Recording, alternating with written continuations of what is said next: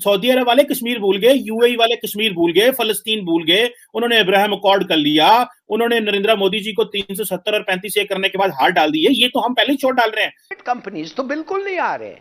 क्यों नहीं आ रहे हैं भाई? भारत और यूएई ने $100 बिलियन को प्लान किया है ट्रेड का। अब आप देखें कि ये कितनी बड़ी जो है वो इन्वेस्टमेंट है जो उन्होंने की है। दुबई में बहुत से इंडियंस हैं जिनका अपना मतलब बिजनेस है वहाँ पे, और बहुत से बिजनेस हैं, एक नहीं बहुत से बिजनेस हैं। पाकिस्तान उसके मुकाबले में कुछ भी नहीं है।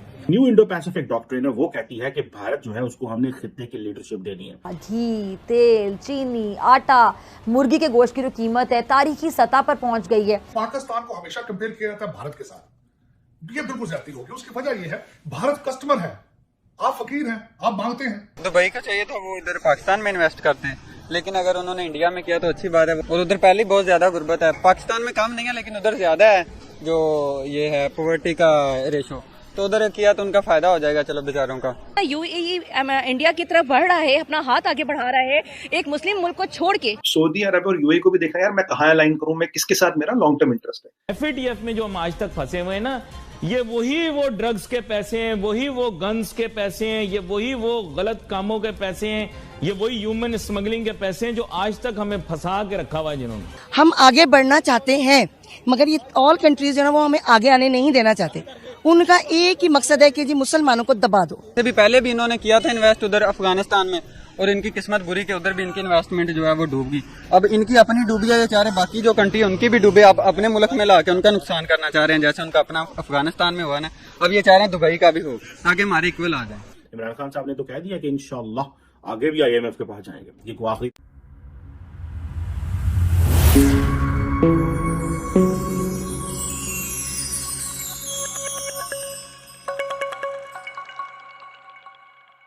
यूएई ने $100 बिलियन को प्लान किया है ट्रेड का। भारत जो है उसको ये एडवांटेज है कि वो तकरीबन अपनी 40% जो ट्रेड है वो अपनी जो अरब ममालिक के साथ, अरब वर्ल्ड के साथ करेगा। अब आप देखें कि ये कितनी बड़ी जो है वो इन्वेस्टमेंट है जो उन्होंने की है। सऊदी अरब वाले कश्मीर भूल गए, यूएई वाले कश्मीर भूल गए, फलस्तीन भूल गए, उन्होंने अब्राहम अकॉर्ड कर लिया, उन्होंने नरेंद्र मोदी जी को 370 और 35 ए करने के बाद हार डाल दी है। ये तो हम पहले ही छोड़ डाल रहे हैं, ये तो हम कर रहे हैं। ये तो भाई आपने गूगलियां मारी हुई हैं, आप कामयाब हैं इसमें। कंपनीज तो बिल्कुल नहीं आ रहे।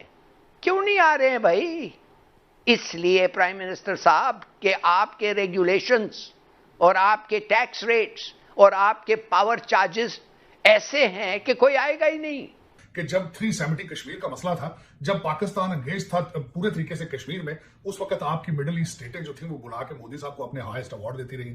फिर उसके बाद दुबई ने जाके कश्मीर के अंदर हैवी इन्वेस्टमेंट के जो प्रोजेक्ट हैं वो शुरू कर दिए। तो इस वक्त पाकिस्तान उस चीज में अकेला तनहा होता जा रहा है। उसकी वजह यह है कि सारी दुनिया चीजें अपनी खोल रही है, ट्रेड की तरफ तवज्जो दे रही है। हमारे प्राइम मिनिस्टर हर जहां खड़े होते हैं वो रियासत मदीना के गीत गाते हैं। दुबई में मुत्तहिदा अरब इमारात में बहुत से इंडियंस हैं जिनका अपना मतलब बिजनेस है वहाँ पे, और बहुत से बिजनेस हैं, एक नहीं बहुत से बिजनेस हैं। पाकिस्तान उसके मुकाबले में कुछ भी नहीं है। वहाँ पे बड़ी बड़ी जो मल्टीनेशनल कंपनी है ना वो इंडिया की ही है, और उनके बगैर उनकी ट्रेड चल नहीं सकती। इतना मतलब उनका स्ट्रांग होल्ड है वहाँ पे कि ये जो हमारे लोग भी जाते हैं ना ये भी उन्हीं के पास काम करते हैं। अब जब यूएई ने इसराइल को रिकॉग्नाइज किया तो इंडिया और यूएई का रास्ता भी खुल गया। और आपको पता है कि फॉर लॉन्ग यूएई और इंडिया के जो ताल्लुकात थे अरब वर्ल्ड वो बड़े डोरमेंट रहे, बिकॉज एक तो पाकिस्तान का बड़ी देर प्रेशर रहा, पाकिस्तान ने मुस्लिम उम्मा, OIC, कश्मीर के मसले को बड़ा पकड़ के रखा। अब वो सारी चीजें जो हैं वो पीछे हट गई हैं और वो कहते हैं कि फाइन नहीं, हमने ये नहीं करना। न्यू इंडो पैसिफिक डॉक्ट्रिन है, वो कहती है कि भारत जो है उसको हमने खित्ते की लीडरशिप देनी है। We have to give leadership of the region. और आपको पता है पाकिस्तान शुरू से एक चीज कहता रहा, वो ये कहता रहा कि हम भारत को यहाँ का पुलिसमैन नहीं बनने देंगे। अब ये देखें, अब पाकिस्तान इसमें साइलेंट भी है, पाकिस्तान खामोश भी है, हम अमेरिकन को कह भी नहीं सकते। घी, तेल, चीनी, आटा, मुर्गी के गोश्त की जो कीमत है तारीखी सतह पर पहुंच गई है। पाकिस्तान को हमेशा कंपेयर किया जाता है भारत के साथ, ये बिल्कुल ज्यादती होगी। उसकी वजह यह है भारत कस्टमर है, आप फकीर हैं, आप मांगते हैं वो चीजें, वो पार्टनर है, आप पैसे मांगते हैं। आपके रिलेशनशिप, आप किसी मुल्क के साथ रिलेशनशिप को रिलेशनशिप नहीं समझते जब तक वो डॉलर ना दे। दुबई का चाहिए तो वो इधर पाकिस्तान में इन्वेस्ट करते हैं, लेकिन अगर उन्होंने इंडिया में किया तो अच्छी बात है, वो भी हमारे हमसाए हैं। और उधर पहले बहुत ज्यादा गुर्बत है, पाकिस्तान में कम नहीं है लेकिन उधर ज्यादा है जो ये है पॉवर्टी का रेशो, तो उधर किया तो उनका फायदा हो जाएगा। चलो बेचारों का। पता नहीं आपने कौन से प्रोजेक्ट्स बनाए हैं कि आपने गूगल खोल के भी नहीं देखा। इंडिया का जो पॉवर्टी रेशियो है वो 6% और पाकिस्तान का 39% है। लेकिन वो उनका ज्यादा है ना, वो शो कम करवाते हैं, पाकिस्तान वाले शो ज्यादा करवा रहे हैं।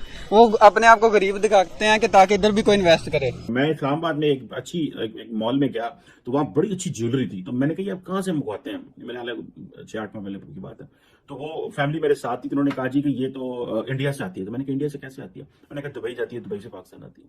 ठीक है, और वो बहुत अच्छी ज्वेलरी थी, मतलब वाकई ये जो एग्रीमेंट हुआ इससे तकरीबन 80% जो इनके ऊपर जो टैरिफ्स लगते थे वो खत्म हो गए। और रिपोर्ट में ये भी बताया गया कि हुकूमत ने कमर्शियल बैंकों से 45 करोड़ 70 लाख डॉलर का कर्ज हासिल किया है, और जो एशियाई तरक्याती बैंक है उसने पाकिस्तान को 45 करोड़ 99 लाख डॉलर कर्ज फराहम किया है।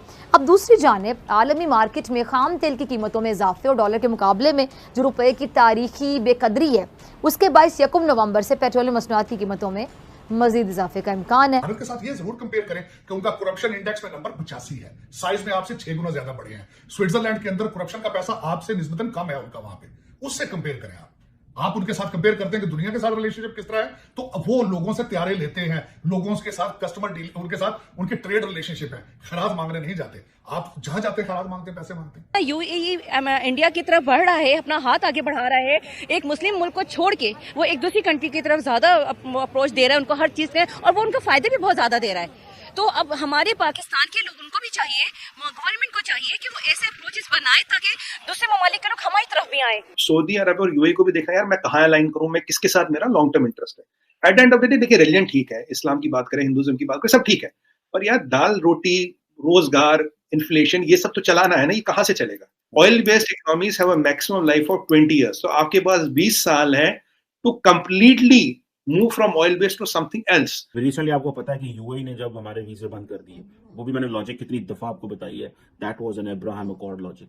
इसको समझना बहुत जरूरी है दोस्तों। अगर हमने फ्यूचर में हमने अपने मिडल ईस्टर्न पार्टनर्स को ना समझा, अब वो पुरानी लीडरशिप नहीं है, ये 70s 80s की लीडरशिप नहीं है, 90s की लीडरशिप नहीं है जो कि पाकिस्तानियों को हर चीज देगी। इंडिया जो है वो कनाडा के साथ फ्री ट्रेड एग्रीमेंट साइन कर रहा है, इसराइल के साथ फ्री ट्रेड एग्रीमेंट चल रहा है, इंडिया यूरेशियन इकोनॉमिक यूनियन जो है वो बन रही है। यूरोपियन यूनियन के साथ हम यूरोपियन यूनियन से जाके जो है वो जीएसपी प्लस स्टेटस लेते हैं, वो और तरीके से बात कर रहे हैं। एफएटीएफ में जो हम आज तक फंसे हुए हैं ना, ये वही वो ड्रग्स के पैसे हैं, वही वो गन्स के पैसे हैं, ये वही वो गलत कामों के पैसे हैं, ये वही ह्यूमन स्मगलिंग के पैसे हैं जो आज तक हमें फंसा के रखा हुआ है जिन्होंने। हम आगे बढ़ना चाहते हैं, मगर ये ऑल कंट्रीज है ना, वो हमें आगे आने नहीं देना चाहते।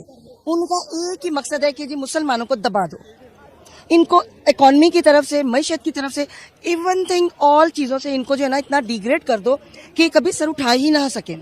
इसी वजह से ये लोग दूसरे ममालिक के साथ तो करते हैं, हमारे साथ नहीं करते। सारा टाइम आपका एजेंडा इस्लामोफोबिया होगा। जब आपने मगरब को नॉय कर लिया कि कौन है वज़ीर आज़म, ओ जी इस्लामोफोबिया का मसला जी इनका, ये तो इमरान खान साहब ने तो कह दिया कि इंशाअल्लाह आगे भी IMF के पास जाएंगे, ये कोई आखिरी दफा नहीं है। हमें उनके साथ आज की डेट में ट्रेड बहाल करनी चाहिए, खासतौर पर इंडिया के साथ। नहीं, दुश्मनों के सहारे पे, दुश्मनों के बल बोते पे अपनी इकोनॉमी नहीं बेहतर करनी चाहिए। ये खुद अपने अंदर सलाहियत होनी चाहिए। आप दुश्मनों का सहारा लेके अगर तरक्की कर रहे हैं तो उसका क्या फायदा है? इससे भी पहले भी इन्होंने किया था इन्वेस्ट उधर अफगानिस्तान में, और इनकी किस्मत बुरी के उधर भी इनकी इन्वेस्टमेंट जो है वो डूब गई। अब इनकी अपनी डूबी है, ये चाह रहे बाकी जो कंट्री है उनकी भी डूबे, आप अपने मुल्क में लाके उनका नुकसान करना चाह रहे हैं, जैसे उनका अपना अफगानिस्तान में हुआ ना, अब ये चाह रहे हैं दुबई का भी हो ताकि हमारे इक्वल आ जाए। इंडिया जब जैसे मुस्लिम कंट्री के साथ मिलजुल रहे हैं, तो इससे तो यही साबित होता है कि वो पाकिस्तान को कमज़ोर करना चाहते हैं, और पाकिस्तान को चाहिए कि वो अपने ताल्लुकात मुस्लिम कंट्री के साथ स्पेशली कि ऐसे इंप्रूवमेंट करे।